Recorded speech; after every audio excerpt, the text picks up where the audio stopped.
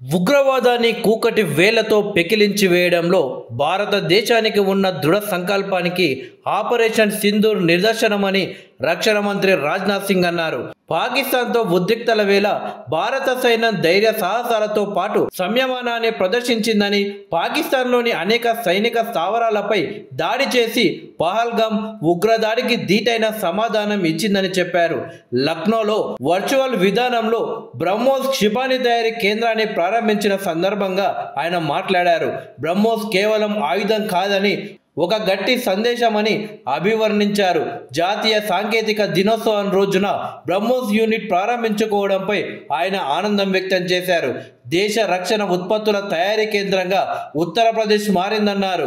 కేవలం 40 నెలల్లోనే బ్రహ్మోస్ యూనిట్ పూర్తి కావడం గొప్ప విషయమని రాజ్నాథ్ సింగ్ పేర్కొన్నారు. ఆపరేషన్ సింధూర్ కేవలం సైనిక చర్య మాత్రమే కాదు, ఉగ్రవాదానికి వ్యతిరేకంగా భారతదేశ రాజకీయ, సామాజిక, వ్యూహాత్మక సంకల్పానికి చిహ్నమని రక్షణ మంత్రి నొక్కి చెప్పారు.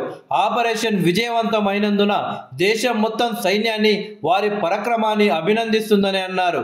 ఈ ఆపరేషన్ సైనిక శక్తి, సామర్థ్యం, సంకల్పానికి కూడా ప్రతీకగా అభివర్ణించారు.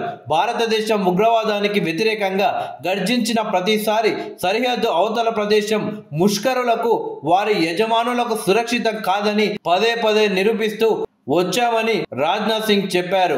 పహల్గామ్ ఉగ్రవాద దాడికి ప్రతీకారంగా పాకిస్తాన్ ఆక్రమిత జమ్మూ కాశ్మీర్లోని 7 ఉగ్రవాద స్థావరాలను ధ్వంసం చేయడానికి మే 7న ఆపరేషన్ సింధూర్ ప్రారంభమైంది.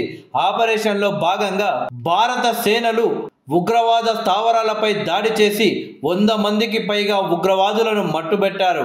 ఈ క్రమంలో ఉద్రిక్తతలు మరింత పెరగకుండా శనివారం 2 దేశాలు పరస్పర కాల్పుల విరమణ ఒప్పందం కుదుర్చుకున్నాయి. రావల్పిండిలోని పాకిస్తాన్ సైనిక ప్రధాన కార్యాలయం వరకు భారత సైన్యం ప్రతిధ్వని వినిపించిందని రాజ్నాథ్ సింగ్ తెలిపారు. భారత మాత కిరీటంపై దాడి చేసి అనేక కుటుంబాల నుంచి సింధూర్ తుడిచిపెట్టిన భారత వ్యతిరేక ఉగ్రవాద సంస్థపై భారత సాయుధ దళాలు ఆపరేషన్ సింధూర్ చేపట్టి వారికి న్యాయం చేశాయని తెలిపారు.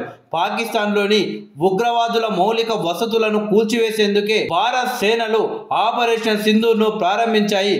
మేం వారి పౌరులను ఎప్పుడూ లక్ష్యం చేసుకోలేదు, కానీ పాకిస్తాన్ భారత్లోని పౌర ప్రాంతాలను లక్ష్యంగా చేసుకోవడమే కాకుండా దేవాలయాలు, గురుద్వారాలు, చర్చిలపై దాడులకు యత్నించింది. భారతీయ సైన్యం శౌర్యం, ధైర్యంతో పాకిస్తాన్లోని ఇతర ప్రాంతాలను లక్ష్యంగా చేసుకొని తగిన సమాధానం ఇచ్చింది. భారత సైన్యం ప్రతిధ్వని రావల్పిండిలోని పాక్ సైనిక ప్రధాన కార్యాలయం వరకు వినిపించింది.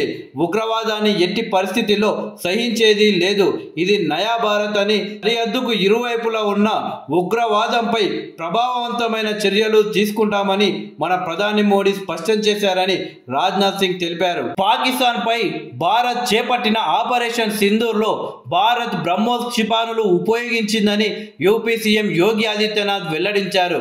ఈ క్షిపణులకున్న శక్తి గురించి ప్రపంచ దేశాలకు తెలిసిందన్నారు. దీని ప్రభావం గురించి తెలియని వారెవరైనా ఉంటే పాకిస్తాన్ను అడిగి తెలుసుకోవాలి అని సూచించారు. లక్నోలోని ఉత్తరప్రదేశ్ డిఫెన్స్ ఇండస్ట్రియల్ కారిడార్లో నిర్మించిన బ్రహ్మోస్ మిసైల్ కేంద్రం ప్రారంభోత్సవ సందర్భంగా ఆదిత్యనాథ్ మాట్లాడారు. ఈ ప్రాజెక్ట్ కోసం రాష్ట్ర ప్రభుత్వం 200 ఎకరాల భూమిని కేటాయించిందని సీఎం యోగి తెలిపారు. 300 కోట్ల వ్యయంతో నిర్మించిన ఈ యూనిట్లో ఏటా 80 నుంచి 100 క్షిపణులను తయారు చేయనున్నట్టు వెల్లడించారు. ఉగ్రవాదం కుక్కతోక లాంటిది, అది ఎప్పుడు వంకరగానే ఉంటుంది, దాన్ని సరిచేయాలంటే వారి సొంత భాషలోనే బదులివ్వాలి అని వ్యాఖ్యానించారు.